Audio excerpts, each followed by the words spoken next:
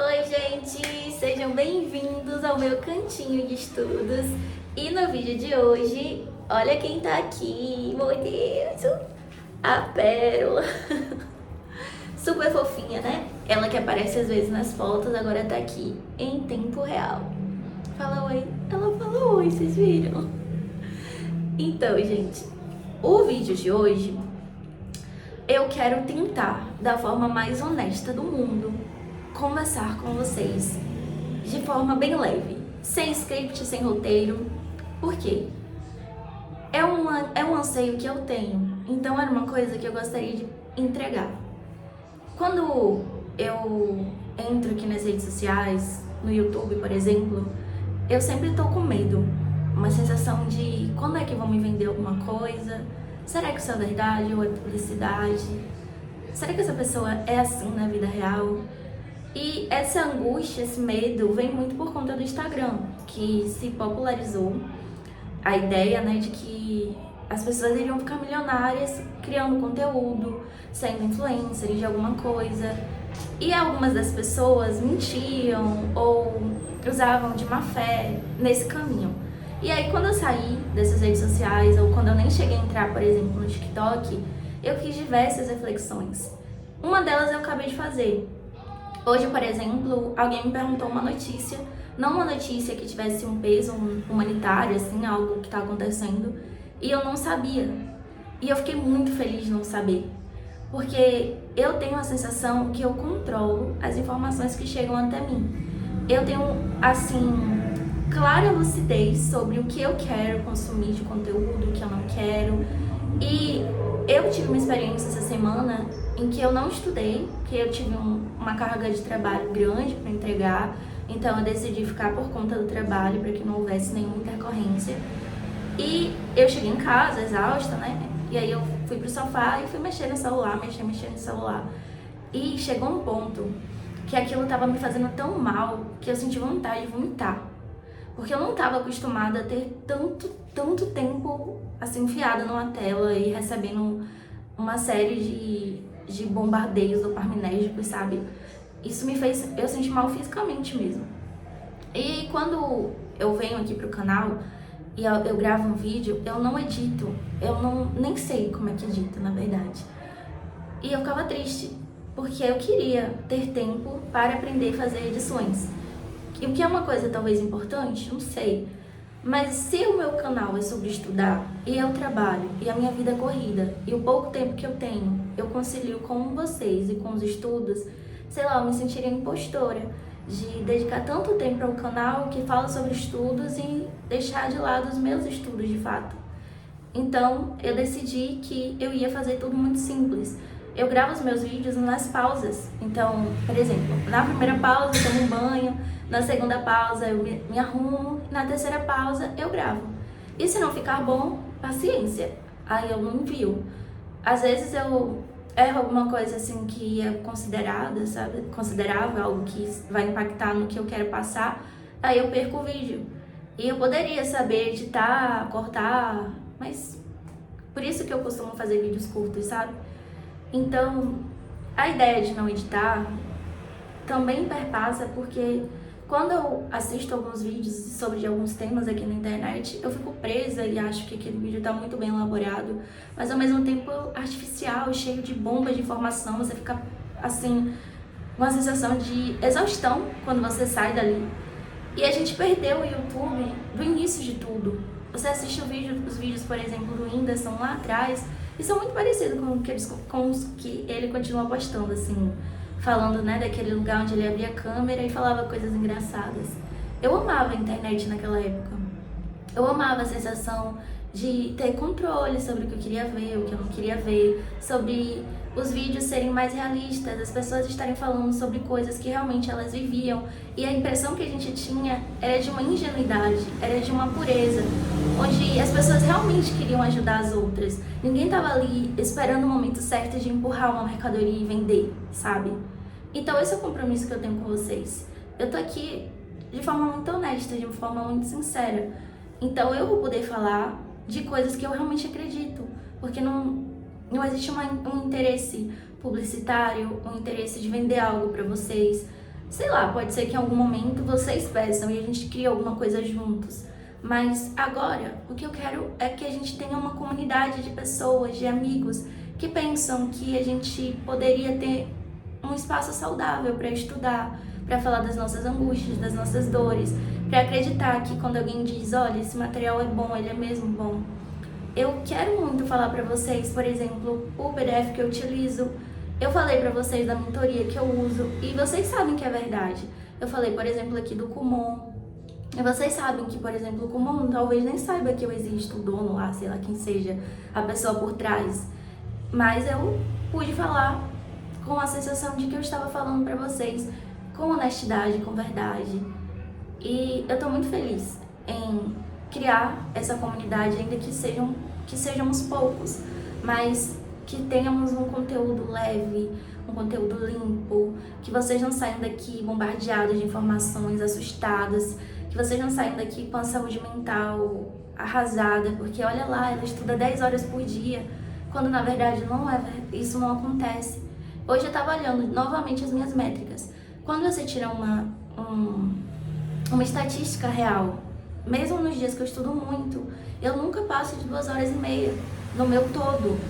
Então, é isso, eu estudo pouco, eu estudo sustentável, eu estudo pouco não, eu estudo com clareza que eu estou estudando com qualidade, mas sem atropelar as coisas. Eu quero paz no meu processo, eu quero ter saúde, eu quero que vocês tenham saúde. Se a gente não pode, por exemplo, estudar para um concurso muito denso agora, a gente estuda depois e começa agora estudando para um concurso mais possível para a nossa realidade. E tudo isso ser conversado com pessoas que sentem essas angústias, que pensam da mesma forma, pessoas que têm uma origem humilde, como eu bato aqui na tecla. Porque quando eu comecei a estudar para a área fiscal, eu ficava triste porque eu não me identificava com ninguém. Eu via algumas pessoas que já eram pessoas com famílias muito bem estruturadas, que só estavam em casa estudando. E foi também uma das razões de eu sair do Instagram, porque a minha realidade era muito diferente.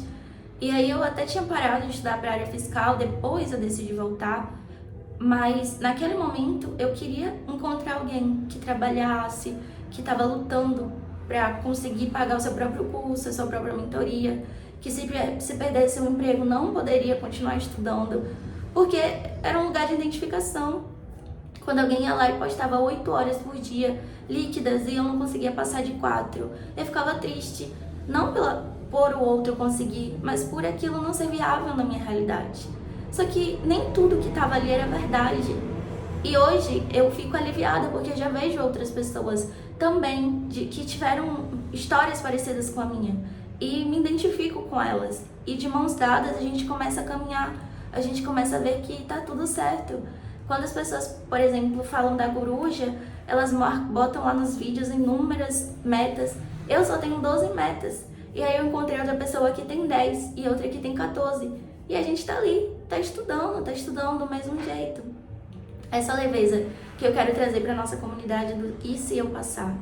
Um lugar seguro, onde a gente pode perguntar, onde a gente pode tirar dúvidas, onde a gente pode conversar, onde não tem uma malícia. O mesmo YouTube lá de 2013, onde a gente não tem muitas edições, onde não tem um monte de dopamina quando você assiste o vídeo, mas uma conversa entre amigos, onde você pode tirar uma dúvida comigo ou com outra pessoa que também tem essa vontade de resgatar aquela realidade. Porque quando a gente fala, por exemplo, da IA, de tudo que é criado hoje, que é mecanizado, que é falso, que é, sabe? Você não sente saudade de gente, de voz humana, de coisas que são reais. E eu acredito que o futuro tá pendendo cada vez mais para isso, que a gente vai sentir muita falta. E se a gente não tomar cuidado, isso vai acabar se perdendo cada vez mais. De você assistir uma aula e aquela pessoa que está ministrando a aula nem é uma pessoa. Isso afasta, sabe? Eu dou muita risada quando eu assisto aulas, quando eu vejo vídeos e o professor faz uma brincadeira. Isso é humano, isso aproxima. Às vezes você está distraído e aí você lê ali no PDF o professor fazendo uma palhaçada, você ri sozinha, mas ri com ele. E aquilo é humano. Eu uso muito o ChatGPT para fazer os meus flashcards, para tirar alguma dúvida. Às vezes ele erra. E eu sempre coloco, por exemplo, o PDF e falo, dá uma olhada nesse PDF porque eu quero tirar uma dúvida sobre isso, com o chat, tá? Só que eu vejo que na minha forma de lidar com a inteligência artificial, eu sempre busco trazer coisas da minha vida real. Então, quando eu não tô entendendo alguma coisa, eu peço, cria um exemplo com as minhas cachorras, a Cristal e a Pérola. Aí o exemplo tá ruim, aí eu falo, isso não faz sentido. Ontem, por exemplo, ela estava criando um exemplo sobre silogismo hipotético, que é um assunto de raciocínio lógico. Aí ela criou, Cristal é Pepel. No caso, Cristal é Pérola. Eu falei, não, elas são irmãs, não dá, esse exemplo vai me deixar maluca quando eu for revisar, cria outra coisa aí. Aí ela criou lá outra coisa. Mas essa humanização das coisas, esse olho no olho, essa verdade que tem se perdido quando a gente fala da internet, é isso que a gente pode criar juntos. A gente pode começar a dizer não para aquilo que é artificial, procurar pessoas. Ai, sabe como eu adoro achar um canal que tá começando e ver que a pessoa é brilhante, que ela é inteligente, que às vezes ela ainda nem passou e tem coragem de abrir um vídeo, de falar sobre as angústias, sobre o medo. Isso é tão verdadeiro, a gente torce, a gente quer tanto que essa pessoa vença, porque se alguém que nem conseguiu ainda tem coragem de vir aqui e tentar ajudar os outros, imagina quando conseguir de fato. Eu acredito na gente e acredito que essa comunidade vai crescer, mas ela vai crescer de uma forma justa, honesta e a forma que ela tiver que crescer. Eu não vou criar outras redes sociais, eu não vou criar TikTok, eu não vou criar Shorts, é uma coisa que eu sei que não necessariamente é ruim, mas se eu não gosto de ficar vendo, perdendo tempo ali, sabe, naqueles vídeos curtos, eu não vou fazer isso. É uma questão minha. Por exemplo, a gente pode um dia gravar uma sessão de estudos, mas uma sessão curtinha, que realmente tenha proveito para vocês. Porque se você, por exemplo, grava 2, 3 horas de estudo com a outra pessoa, eu acho que isso é ruim para concentração, para assimilação de quem está estudando. Aqui na minha, não sei se está aparecendo, tá aqui, ó.